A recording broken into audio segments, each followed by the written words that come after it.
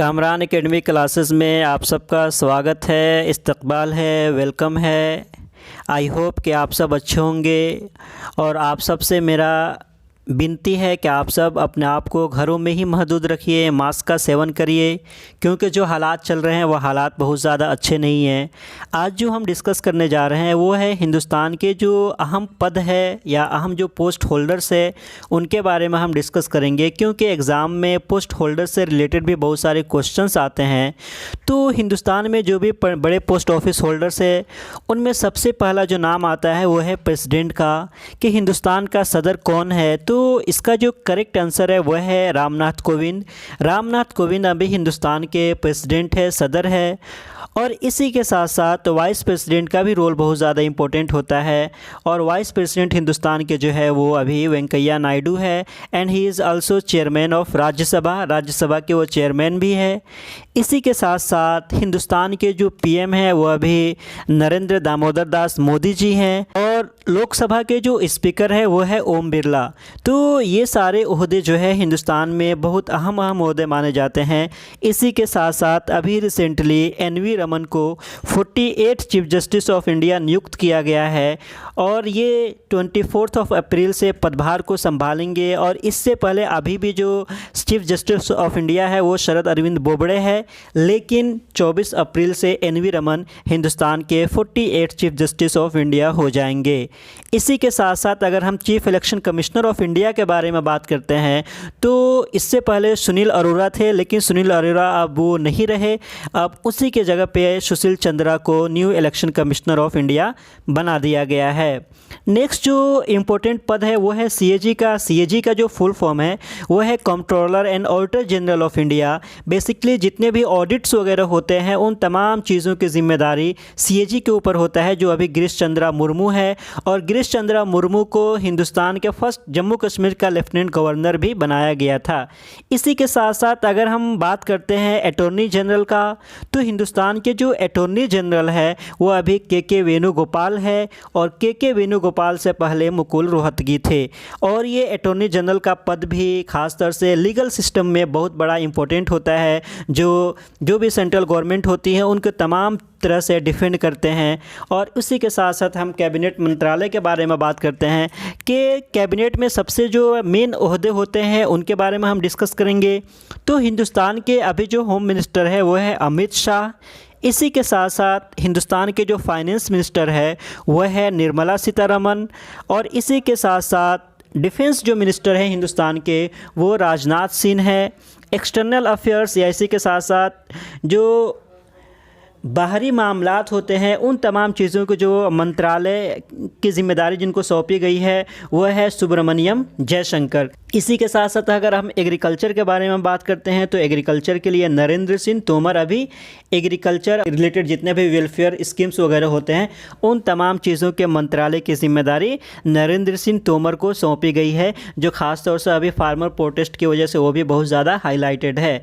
इसी के साथ साथ NEP 2020 आने के बाद से MHRD को चेंज करके एक अलग तरह से मंत्रालय का नाम दिया गया है, which is known as Ministry of Education. तो मिनिस्ट्री ऑफ एजुकेशन के जो मंत्रालय की जिम्मेदारी जो सौंपी गई है वो है रमेश निशांक पोखरियाल को। इसी के साथ साथ रेलवे मंत्रालय जो है वह है Piyush Goyal. Law and justice के जो मंत्रालय की जिम्मेदारी जो सौंपी गई है वो रविशंकर प्रसाद को सौंपी गई है। तो अमित शाह, निर्मला सीतारमन, राजनाथ सिंह, सुब्रमण्यम जयशंकर, नरेंद्र सिंह तोमर, रमेश निशांक पोखरियाल, पीयूष गोयल, रविशंकर प्रसाद, ये सब के सब वो बड़े नाम हैं जो कैबिनेट मिनिस्ट्री में बड़े बड़े ओहदों पे बड़े बड़े मंत्रालय की जिम्मेदारी इनको सौंपी गई है। इसी के साथ साथ और भी जो कैबिनेट में जो मिनिस्टर है उनके बारे में भी हम डिस्कस करेंगे। सबसे पहला जो नाम है वो है इन्वायरमेंट, ब्रॉडकास्टिंग एंड टेलीकम्युनिकेशन की जो जिम्मेदारी दी गई है वो प्रकाश जावड़ेकर को दी गई है। और प्रकाश जावड़ेकर इससे पहले MHRD के भी मिनिस्टर थे। अभी जो रोड की जो जिम्मेदारी दी गई है वो नितिन गडकरी को दी गई है। इसी के साथ साथ सोशल जस्टिस एंड एम्पावरमेंट के जो मंत्रालय की जिम्मेदारी जो दी गई है वो थावर चंद गहलोत को दी गई है। और अगर हम हेल्थ या इसी के साथ साथ अर्थ साइंस या साइंस से का जो मंत्रालय की जो जिम्मेदारी दी गई है वो हर्षवर्धन साहब, डॉक्टर हर्षवर्धन को दी गई है, जो चांदनी चौक पार्लियामेंट्री कंस्टिट्यूंसी से आते हैं। और इसी के साथ साथ अगर हिंदुस्तान के माइनॉरिटी अफेयर्स के मंत्रालय की जिम्मेदारी जिनको सौंपी गई है वो है मुख्तार अब्बास नकवी। तो ये सब के वो सब बड़े नाम थे जो कहीं ना कहीं कैबिनेट मिनिस्ट्री के जो अहम मंत्रालय हैं उन तमाम मंत्रालय की जिम्मेदारी को ये लोग बहुस्न खूबी अंजाम दे रहे हैं। इसी के साथ साथ HL दत्तू जो ex chief justice of India रहे हैं, now he is the chairman of NHRC, वो अभी नेशनल ह्यूमन राइट कमीशन के चेयरमैन हैं। HL दत्तू को नेशनल ह्यूमन राइट कमीशन का चेयरमैन बनाया गया है। इसी के साथ साथ नेशनल कमीशन फॉर वोमेन के जो चेयरमैन है वो रेखा शर्मा है। इसी के साथ साथ अगर chairman of chairman of national commission for schedule caste, इसकी जो जिम्मेदारी दी गई है वो विजय सांपला को दी गई है। विजय सांपला बीजेपी के एक्टिव मेंबर है। तो HL Dattu chairman of NHRC है, Rekha Sharma chairman of national commission for women है, Vijay Sampla national chairman for SC commission है।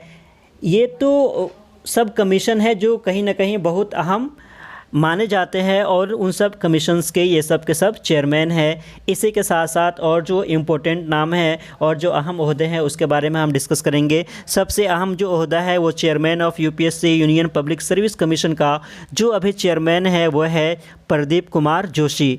प्रदीप कुमार जोशी अभी UPSC के चेयरमैन है। इसी के साथ साथ अटॉर्नी जनरल ऑफ इंडिया के बाद लीगल सिस्टम में जो सबसे बड़ा ओहदा माना जाता है गवर्नमेंट की तरफ से वो होते हैं सॉलिसिटर जनरल ऑफ इंडिया। तो अभी रिसेंटली हिंदुस्तान के सॉलिसिटर जनरल ऑफ इंडिया जो है वो है तुषार मेहता। इसी के साथ साथ अभी recently chairman of railway board को चेंज की गई है, यानी कि दूसरे आदमी को चेयरमैन बनाया गया है जो अभी सुनीत शर्मा है। तो Sunit Sharma now he is the chairman of railway board. इसी के साथ साथ RBI के गवर्नर के बारे में अगर हम बात करते हैं तो अभी रिसेंटली शक्तिकांता दास जो है वो RBI के गवर्नर है और शक्तिकांता दास से पहले उर्जित पटेल RBI के गवर्नर थे। इसी के साथ साथ अगर हिंदुस्तान के चीफ इकोनॉमिक एडवाइज़र के बारे में बात करते हैं तो रिसेंटली कृष्णामूर्ति सुब्रमण्यम जो है वो चीफ इकोनॉमिक एडवाइज़र है। इसी के साथ साथ इसरो के जो अभी चेयरमैन है वो है K Sivan। इसरो ने बहुत ही ज़्यादा अहम कारनामे अंजाम दिए हैं। इसी के साथ साथ DRDO के जो चेयरमैन है वह है सतीश जी रेड्डी। DRDO का जो फुल फॉर्म होता है वो है Defence Research and Development Organisation. और इसी के साथ साथ इसरो का जो फुल फॉर्म है वो है इंडियन स्पेस रिसर्च ऑर्गेनाइजेशन। इसी के साथ साथ अगर हम UGC के चेयरमैन के बारे में हम बात करते हैं तो धीरेन्द्र पाल सिंह जो है वो यूनिवर्सिटी ग्रांट कमीशन के चेयरमैन है।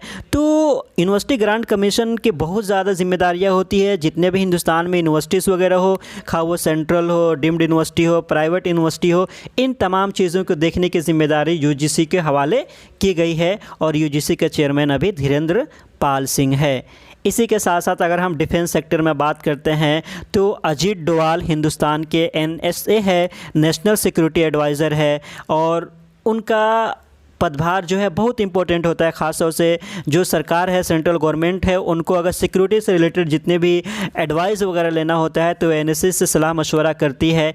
इसी के साथ साथ बिपिन रावत जो chief of the army staff थे उनको अब हिंदुस्तान के एक अलग से पोस्ट क्रिएट की गई है जिसको हम CDS के नाम से जानते हैं, chief of the defence staff who will be the head of navy, army and air force, यानी कि वो तीनों के हेड होंगे।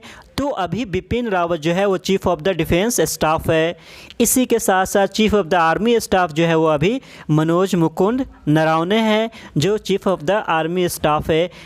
हिंदुस्तान के एयर चीफ मार्शल के बारे में अगर हम बात करते हैं तो RK भदौरिया है जिनका फुल फॉर्म है राकेश कुमार भदौरिया। इसी के साथ साथ अगर हम नेवल के फील्ड में सबसे बड़ा जो ओहदा को संभाले हुए हैं अभी वो है करमवीर सिंह।